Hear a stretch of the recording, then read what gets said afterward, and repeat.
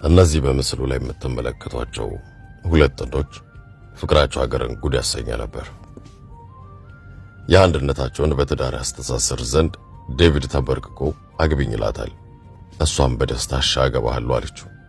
ታዲያ ይህ ደስታቸው ገና ሳይበርድ ዴቪድ አግቢኝ ባላት ዕለት ታማ ሆስፒታል ትገባለች። የእርሷ ትልቋ ህልሟ ከዴቪድ ጋር በደስታ መኖር ነበር።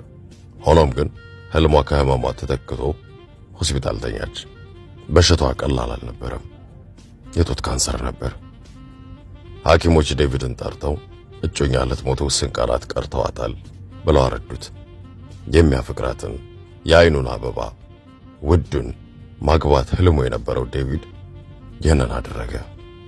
የሰርጋቸውን ቀለበት ይዞ ከአጃቢዎቿ ጋር መጣ። እሷም ሆስፒታል አልጋ ላይ ቬሎ አለበሰች። ሁሉም በእንባ እየተራጨ ዴቪድ ፍቅረኛውን ሳትሞት በቀራት ሰዓት የምትመኘውን አደረገላት። አገባት። ሙሽሪት ደስታዋን አጣጥባ የህይወቷ ትልቅ ህልሟ ተሳክቶላት ከ4 ሰዓታት በኋላ ዳግም ላታነቃ ሸለበች። ወዳጄ ፍቅር እንዲህ ነው።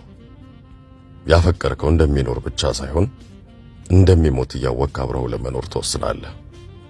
ውዶቻችን መቼ እንደሚያልፉ አናውቅም። ቢያንስ የጠየቁንን ለማድረግ ይቅር ለማለት ሰዓት አንፍጅ።